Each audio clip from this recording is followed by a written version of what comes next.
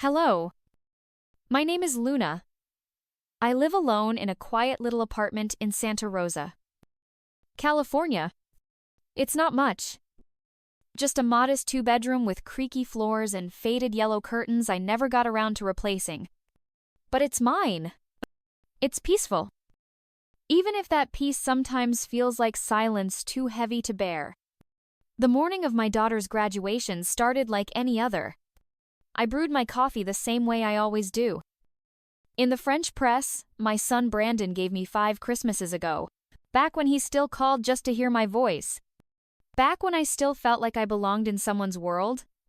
I sat at the kitchen table staring at the cup, steam rising in the morning light, and told myself this was supposed to be a good day.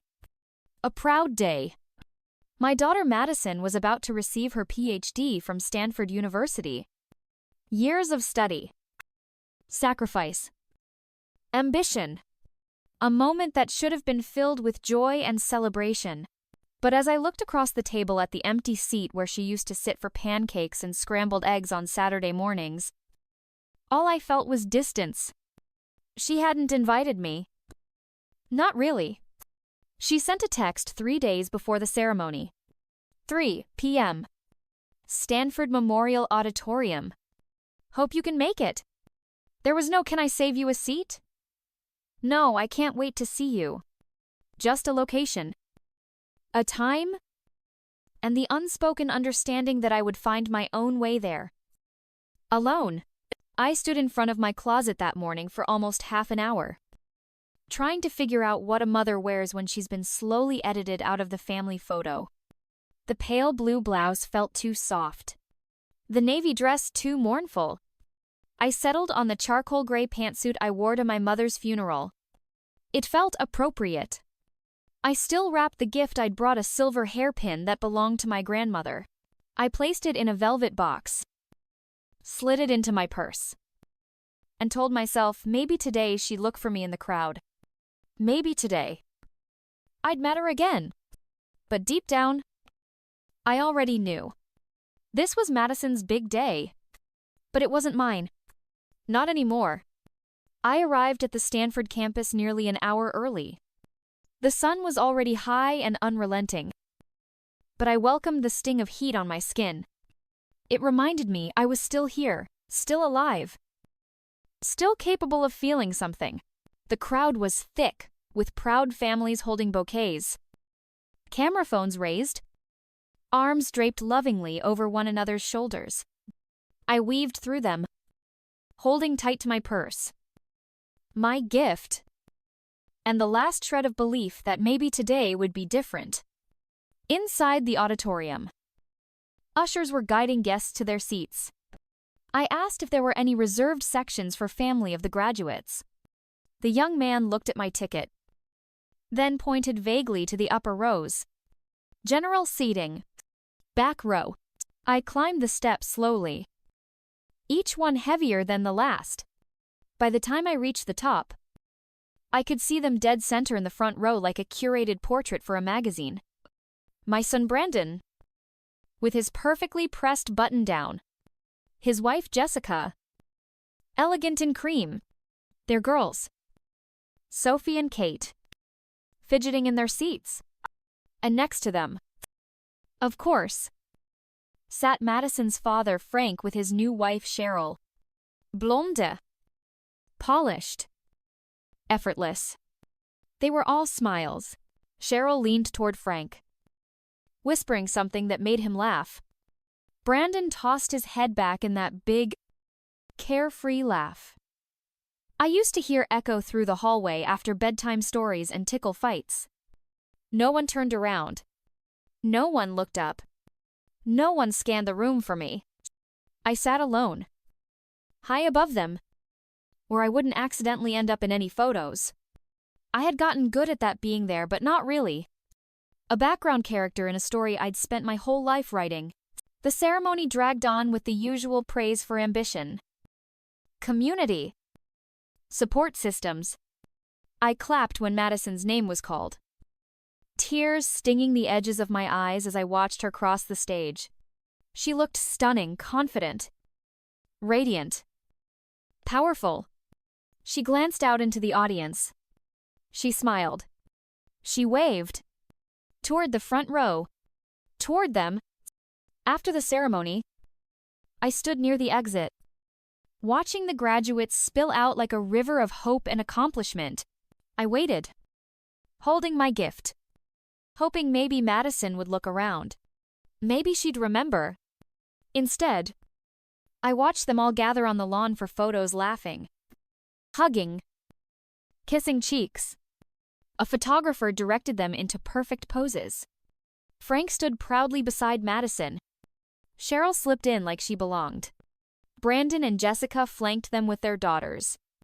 One big, beautiful, shining American family.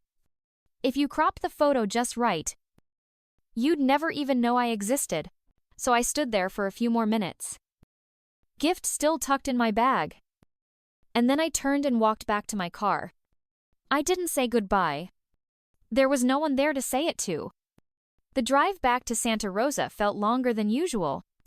The highway blurred as the sun dipped behind the hills. But I didn't bother turning on the radio. I didn't want noise. I wanted the silence. I wanted to sit with the truth of what had just happened. When I got home, I placed the still-wrapped gift, the silver hairpin, on my kitchen table. I sat across from it for what felt like hours. The velvet box untouched. Mocking me.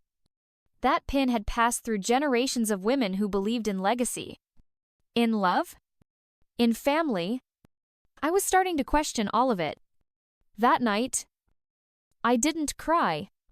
I just stared at the ceiling above my bed, tracing the faint cracks like a map of everything that had fractured between me and my children.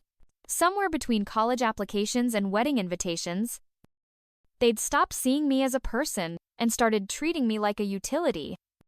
Someone who shows up, pays, smiles politely, then fades away. But I didn't feel like fading anymore. The next morning, something shifted.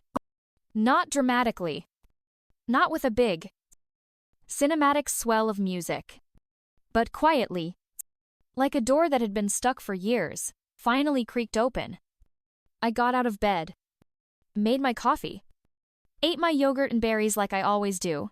Then I sat down at my kitchen table, opened my laptop, and stared at the camera. I'd been watching YouTube for years, cooking videos, cleaning hacks, those satisfying closet reorganizations, but I'd never imagined I'd be on the other side of the screen. And yet, I found myself reaching for that little red button. Record. Hello?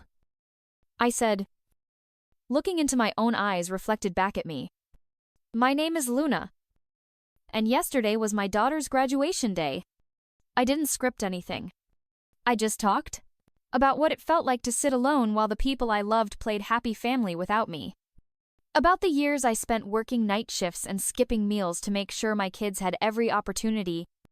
About how I'd become invisible somewhere along the way and how I'd helped make that happen by constantly saying yes.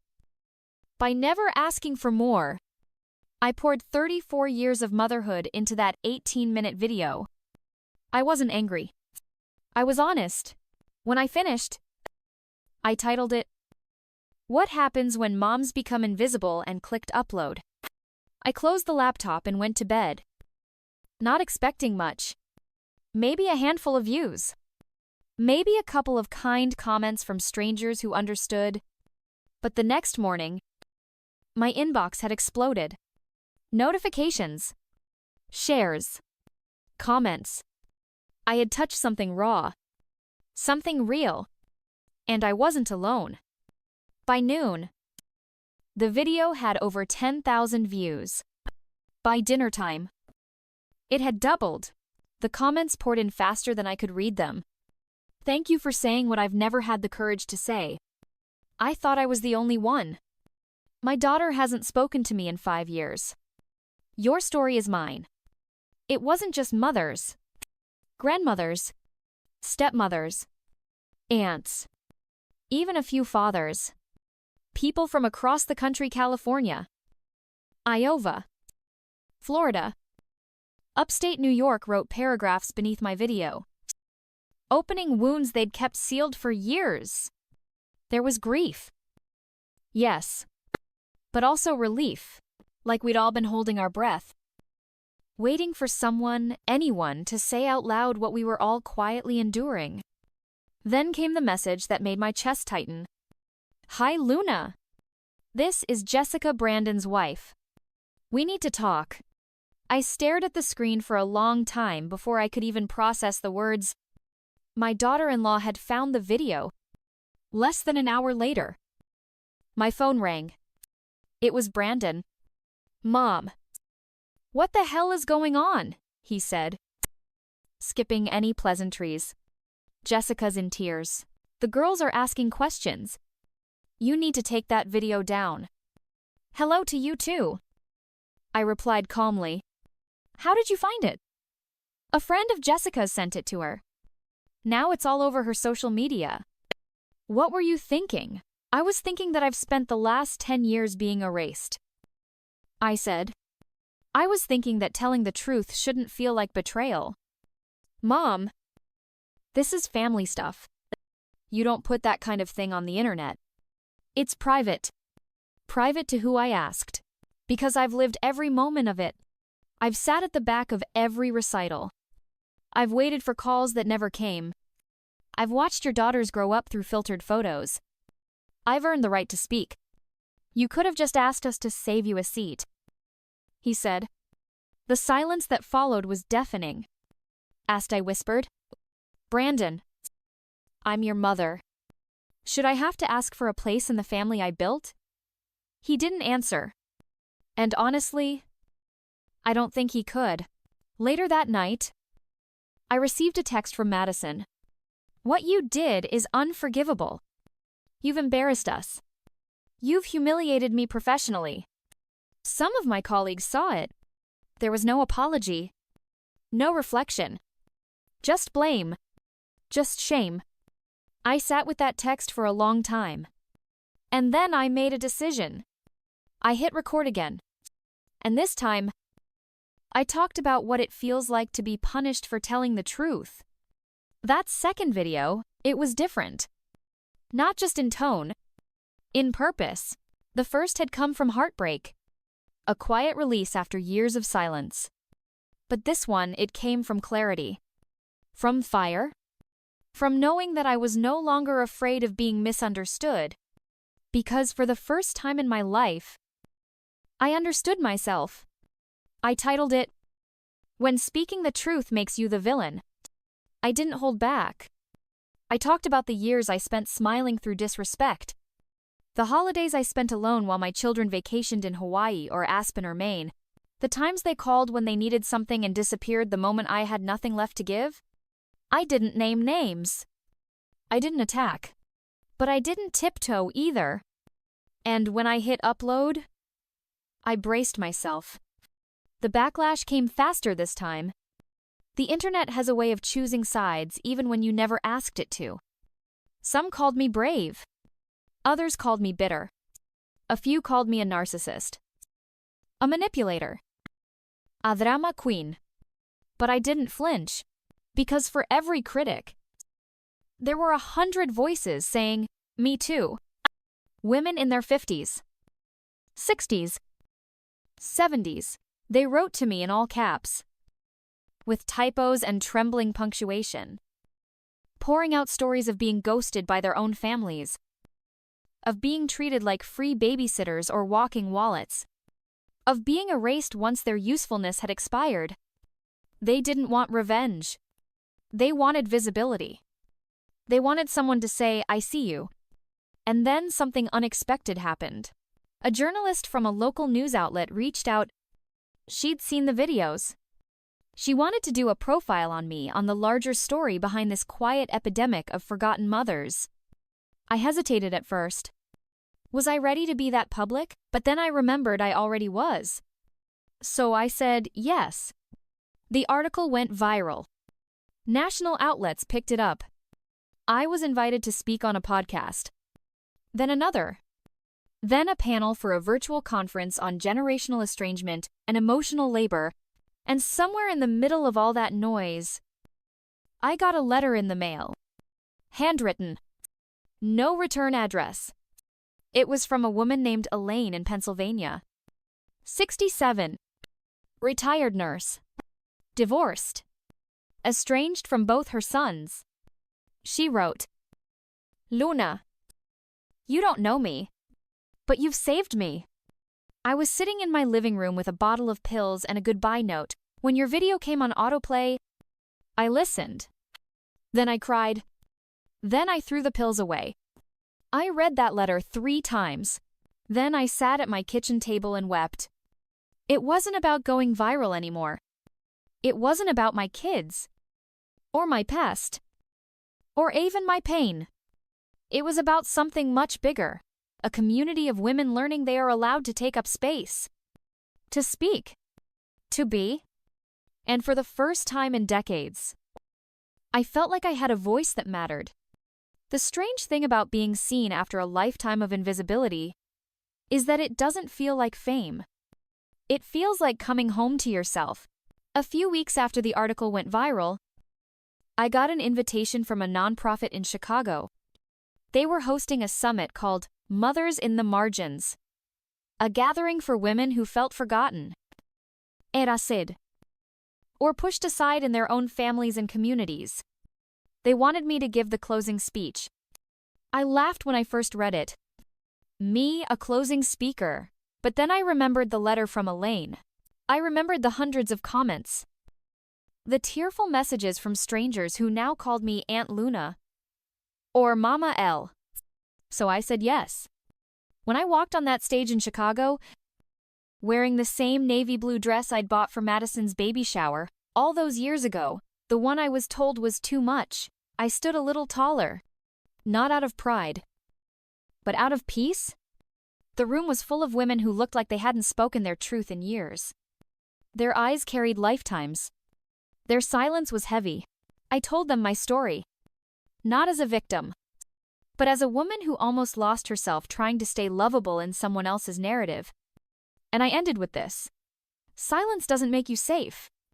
It makes you disappear. You are allowed to feel angry. You are allowed to be hurt. But above all, you are allowed to be heard. They may label you bitter, dramatic, difficult, but none of those words matter if you finally told the truth. Because your truth, it's sacred. It's yours. And someone out there is waiting to hear it just so they know they're not alone. The standing ovation wasn't loud, it was long. As if no one wanted to be the first to stop clapping. Afterward, an elderly woman came up to me and took my hand. She whispered, I thought I was too old to matter, but today I felt 20 again. That night, back at the hotel, I opened my phone. There were dozens of new messages, but one caught my eye. It was from Brandon. Mom, I watched your speech. I've been thinking a lot. Maybe we should talk. Just us. There was no guarantee where that road would lead. But for once, I wasn't chasing it. I wasn't bending to fit someone's comfort. I would walk into that conversation with the fullness of who I'd become, not begging, not pleading, just being. Because I had finally learned the difference between being welcomed and being valued. And once a woman knows her own worth, really knows it, there's no going back. Not for applause. Not for approval. Not even for love. A week later, I met Brandon at a quiet diner just off the interstate. The same one I used to take him and Madison to when they were little, the place with the red vinyl booths and jukebox that only played half the songs you wanted to hear. He was already there when I walked in, looking older than I remembered, with tired eyes and a cautious smile. Hey. Mom! It was the first time he'd called me that in over 3 years. We sat. We ordered coffee. For a few minutes, we just stared at our cups like they were the ones holding the answers. Then he spoke. I didn't know how much I was hurting you. I guess I didn't want to know. I didn't interrupt. I let him say it all, the guilt, the excuses, the confusion. I could see the boy in him again. The one who used to crawl into my bed after nightmares, whispering, "Don't leave." But something had changed. I wasn't sitting there hoping he'd say all the right things. I wasn't shrinking myself to keep the peace. I was present, whole, listening, not pleading. When it was my turn, I didn't unleash years of pain. I didn't list what he owed me. I just said, "I was never asking you to be perfect. I was just asking you to remember that I was human." His eyes welled up. He reached across the table and held my hand like he hadn't since he was a child. "I do now," he said. We talked for 2 hours. About his kids. About Madison. About everything we'd both lost by pretending everything was fine when it wasn't. We didn't fix everything that day. Healing isn't a straight line. But for the first time, we weren't dancing around the truth. We were sitting in it. Together. And when we stood to leave, Brandon hugged me tight and whispered, "I want you in their lives. Mom, if you still want that too." I did. But not out of desperation or guilt. I wanted to know my grandchildren. I wanted to share my stories.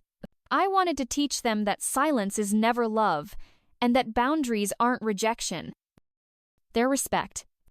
Later that night, I stood on my porch, the sky wide and quiet.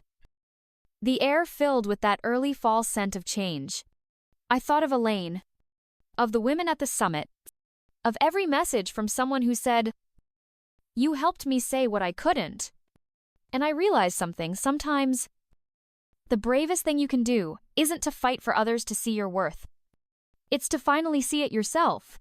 Because once you do, the world doesn't have to change for you to begin again. You do. And that's where everything begins. That Thanksgiving, I sat at the same table where I once wept in silence. But this time, there was laughter. Not forced. Not performative. Just real. Brandon brought his kids, Emma and Noah. Madison showed up, too. Late as always. But with a cranberry pie in her hands and an apology on her lips. We didn't bring up the past. We didn't need to. It was sitting there with us. Sure, but in the way an old scar reminds you not of pain, but of survival. At one point, little Noah climbed into my lap with a drawing he'd made. A stick figure with silver hair and a crown. "I made you a queen." "Grandma," he said, and I laughed. But something in me cracked open too. Because for years, I thought I had to earn my place in this family with silence. With service. With swallowing myself whole. But that night, with mashed potatoes being passed and Emma giggling about her school play, I realized I was never just invited to this table. I helped build it. And finally, I sat at it as myself. After everyone left, I stood in the kitchen alone, washing the last few dishes. I looked out the window. The moon was full aphid, soft against the dark. And I whispered to myself, "You made it, Luna." Not to perfection, not to some fairy tale ending, but to peace, to wholeness, to truth. And the story doesn't end here, because I started writing again. Not for approval, not for applause, but for the woman I once was, the one sitting on a bathroom floor, trying to remember who she was before she became someone's mother, someone's wife, someone's afterthought. I started leading workshops, quiet ones, in libraries and community centers, for women who had forgotten how to say no without guilt, for women who thought starting over was a privilege reserved for the young. I told them the truth. That rock bottom isn't the end, it's the beginning. That being overlooked isn't a curse, it's a call. That the moment you stop chasing love that asks you to shrink, You finally start expanding. And I ended every session with this: you don't need permission to reclaim your voice. You just need a moment brave enough to use it. Because if someone like me forgotten, dismissed, silenced can rise, then maybe you can too. And maybe, just maybe, your real life begins the moment you stop apologizing for being real. My name is Luna, and this was never just my story. It's yours too. A few months later, I received a handwritten letter in the mail. No return address. Just my name on the envelope, Luna. Inside was a short note. Neat handwriting. Careful words. I saw your story online. I cried. I thought I was the only one. Thank you for speaking when I couldn't. I'm going to talk to my daughter today, maybe for the first time in years. No name. Just that. I stood in the hallway holding that letter. Tears running down my face. Not from sadness, but from something deeper. A quiet knowing. My voice had rippled. It had reached beyond the kitchen table, beyond the summit stage, beyond the years I thought were wasted. It had reached her. And maybe it would reach someone else too. That was the moment I stopped doubting the journey. Not because I had suddenly become fearless. I still had mornings where I questioned everything. I still had days when the old voices tried to creep back in. You're too much. You're too late. You should have stayed quiet. But now I had a stronger voice inside me. One I had built slowly, painfully, truthfully, and it was louder. I partnered with a local women's shelter. I held space for stories like mine. And some far harder, I taught journaling workshops, hosted evening circles, where women sat in candlelight and said their names out loud as if reclaiming them. And every time I looked around those rooms, I saw a little piece of myself mirrored in someone else's eyes.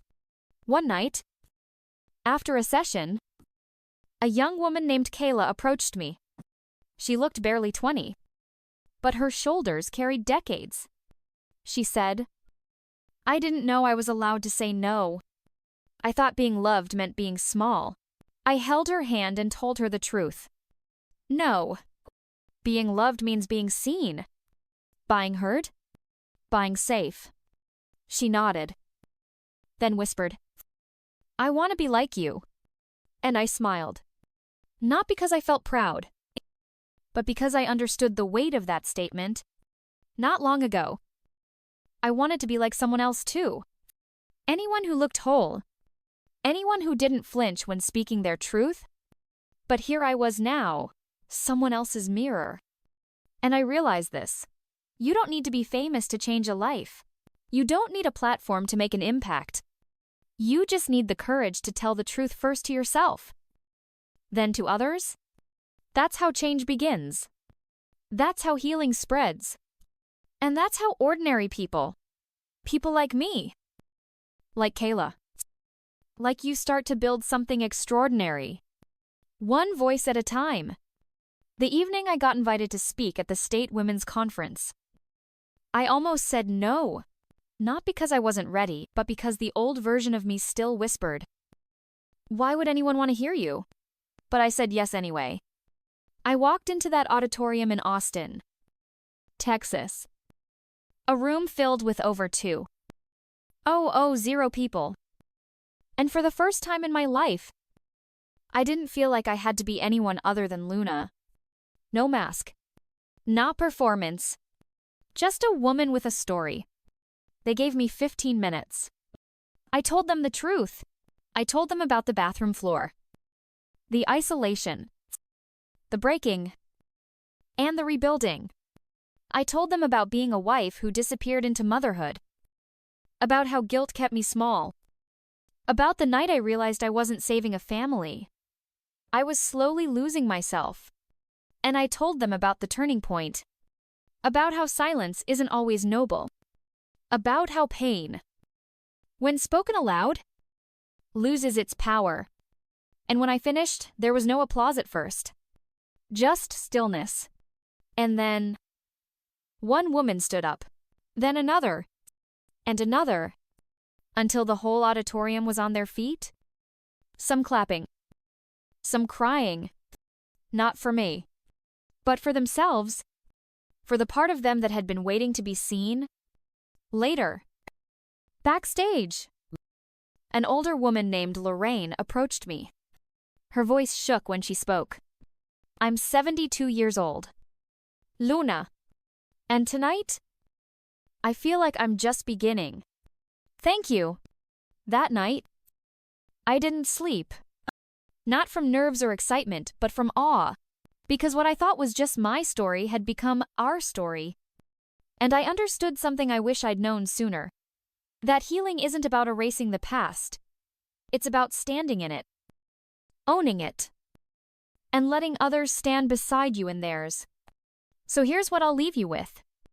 If you're in a season of silence right now, if your days feel heavy and your voice feels far away, know this. You are not invisible.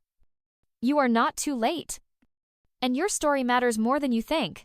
Start with one sentence, even a whisper, even a cry. Because once you start speaking your truth, you'll find that the people who need to hear it were waiting all along. And you'll see what I saw, that the most broken chapters become the most powerful pages. My name is Luna, and I finally believe my voice was never too small. Maybe yours isn't either.